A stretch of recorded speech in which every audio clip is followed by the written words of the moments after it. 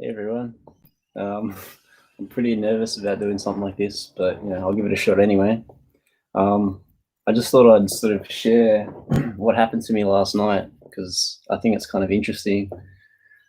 Um, yeah, so I was at work, pretty late shift, and I don't know. I thought I was in a pretty positive mood to be honest, but I guess towards the end of it, I got a little bit morose.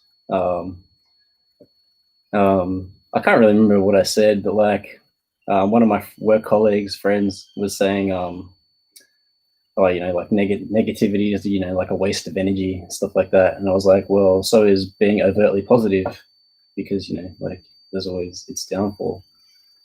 Um, so yeah, and I don't know. He said something like, "Oh, maybe if you shouldn't come to work if you feel like if you're just going to bring everyone down, that sort of thing."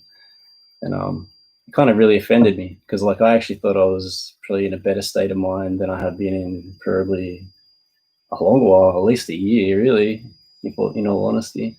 But that's just how it is. Anyway, I was walking home after that, and I was walking through the tunnel. There was all sorts of people around, drunks falling over and whatnot.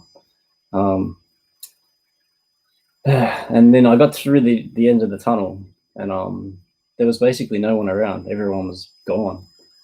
I'm walking up the street and I hear someone behind me. And I'm very cautious with that sort of thing. I don't play music late at night because I want to be vigilant of things.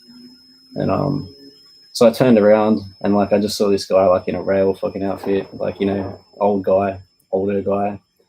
So like I didn't think too much of it. He was sort of like rummaging around in his bag, um, but he wasn't far from me.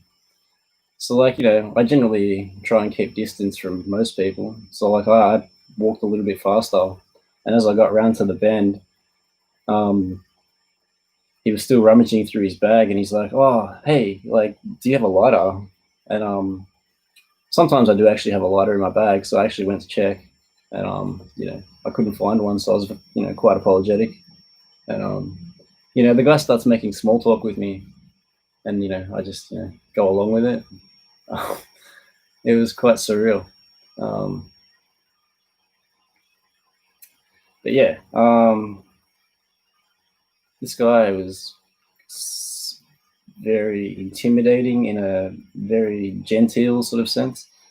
Um, like, yeah, he had this small talk conversation going, and then like he's like, oh, like like he's like, oh, where are you walking to? And I'm like, oh, I'm walking home, like Cleveland Street. He's like, oh, that's not far. I'll give you a lift. I'm like, no, no, no, it's fine. Like, I don't need a lift. It's not far. And he's like, oh, no, no, no, like I'll give you a lift. Like, get in the car.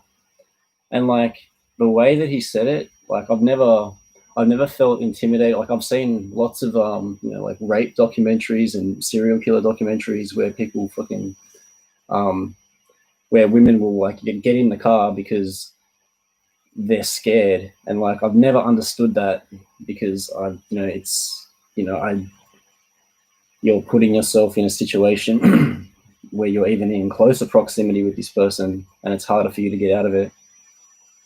um but like, as I said, this guy was like exhibiting classic tropes of serial killer behavior. He's asking a lot of personal things about me, where I was going, who I was going home to, stuff like that. Um, yes, and like as I said, the whole fact that he was fumbling through his bag, like I didn't want to turn my back after that. And then like, yeah, as I said, like he was like quite demanding with getting in the car. I'm going to give you a lift home. You just make some small talk. Like you'll make my night. And like I'm a pretty polite guy. I'll generally, want to keep people happy. So I did actually get in the car, and like, as I said, I'm very aware of this sort of thing. So, uh, if this guy wants a fucking challenge, I'm going to give him one. Um, but yeah, so I get into the car, and he's like, "Oh, I'm just going to put my bag down." So once again, I was watching him because that's definitely Ted Bundy behavior. Oh, I'll just put my bag down, fucking hit you in the back of the head. Uh, uh, But so yeah, he put his bag in, got in, and he starts like talking bullshit again. Before he even starts the car. And like, I don't know, like it started to really irritate me actually, because this guy started to sort of, as I said, not like, oh, like it's just the things that he started asking me, and like the assumptions that he sort of made on my behalf, just because like I have long hair and my fucking fingers painted. Like, fuck off. Um, but yeah, like I wanted to see what was going to happen with this guy, because like this guy is obviously possibly predatory. So like, you know, if I have the possibility of, you know, potentially eliminating something like that off the street, I'll probably do that. So I got in the car. This guy starts asking me like all sorts of things, like, oh, like pretty much he was like, oh, you know, are you gay? And I'm like, no, I'm not. I'm straight. And he's like, oh, but I thought you were gay. Like you're so like, you know, you're so like nice and all that sort of thing. Oh, like, you know, straight people fucking can't be nice. Fucking. Um, I'm like, no, no, no, I'm straight. I've been in Newtown for like 10 years. Like, you know, I have plenty of gay friends. Oh, like that you sleep with? No, like just gay friends. You know, like just it really began to irritate me, and I was pretty much ready to tear this guy to pieces if he fucking tried anything. And yeah, I don't know. It didn't really, as I said, I think he could see that I would fucking destroy him. Um, but like he was very insistent and trying to like find out where I lived and stuff like that, and like wherever, like, you know, he pulled like the lights turned red, and I was like, well, I'm getting out here. This is pretty much close to where I'm going, and that was pretty much the end of it. Um, but like the thing, that's the other thing that I wanted to say. Like, fucking, even if I was gay, like this could be the last fucking person that I'd be interested in. This fucking ugly old creeper of a guy. Like, I've had plenty of fucking conversations with gay friends, and they like always like say like, oh, you know, it's funny, like, you know, when people fucking think that you're gay, you know, like they think that you're interested in every guy, and like, you know, like, you know, they have preference, you know, they don't just want cock. Well, obviously some probably do, but I don't know. That's not the issue here. um, but yeah, um, so yeah, it just really irritated me, and yeah, I don't know, like it got me thinking. Like I got out of the car and like I don't know. There's been a lot of situations where I've been saying that death is following me and stuff like that, and like I kind of feel that it was and possibly still is. Who knows? But like I guess it follows everyone really. But I guess it's coming to terms with your own death, really, isn't it? Um, where am I going with this? Kind of lost my track of thought here.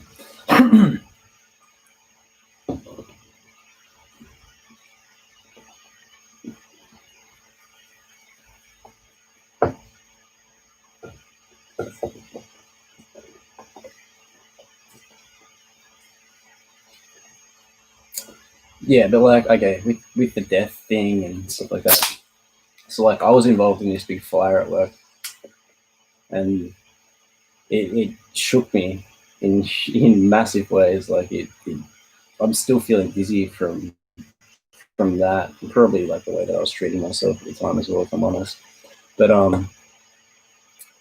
yeah, like I took it as a sign that like, you know, I had to sort of get this message out about well, to the person that I betrayed really, and and like I thought that, you know, like that would probably like, you know, fix everything or something like that. I don't know what I was really thinking. I just knew that I had to do it, and I got that through that, and I got it done. And like, you know, I was still dizzy, and I was still shocked from work and that sort of thing. I went back to work, so that was a month and a half later, and it was really bizarre. Like I was involved in another totally freak accident with a drop saw that I was using for like two hours or something, and then just out of nowhere, I turned it on once, and it was just like woof! It shot out this bolt across the room, like 5-10 meters across. Oh, 5 meters across the room. Let's be realistic. And hit this wall, the bathroom wall, and the only thing that was holding this blade that was literally about a meter big was this like plastic guard, and I was just standing in front of it, just in total shock, and it was bizarre. Like, I don't know how it didn't kill me. Really, I really don't. Uh, but yeah, and I was in total shock from that. And like I took that. Oh well, like directly after that happened, like I got assigned to sort of go make some pallets or something like that. And as I said, I was in a great amount of shock, and I took my gloves off to have a drink, and I forgot to put them back on, and I ended up like piercing right through my thumb, and like it was fine. It was just a flesh wound, and but like one of the girls in the office that was like hanging out with the nurse at the time was like, oh, you're accident prone. And I was like, I was thinking about it, and like it's like, how is two freak accidents and then shock from one of those things being accident prone? I'm actually a very cautious worker in a lot of ways. I'm very like a lot of people would even say, and I just do things my own time now. But yeah, it really irritated me, and like I got to thinking, like maybe the close calls were a sign that I should be following my own path more, because I feel like there's been no loyalty with any of the work that I've been doing for at least half a decade now. It's kind of ridiculous, and like I guess it's definitely very frustrating. That's another cause of frustration, but that's another story.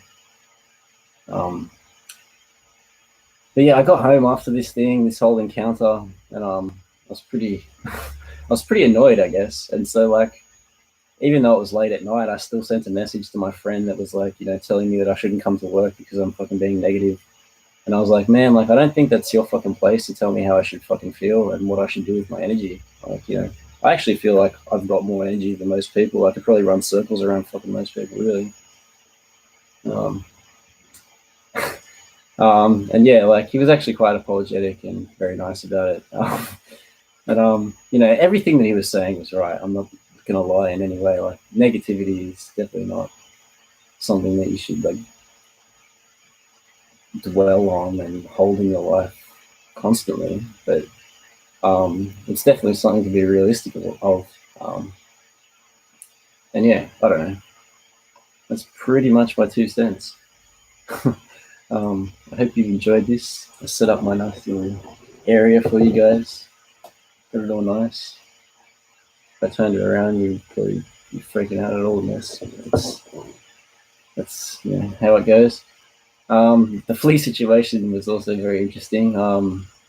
That's another whole video in itself, I think. But yeah, thanks for listening and thanks for tuning in. If you enjoyed this, share it or something. See you guys.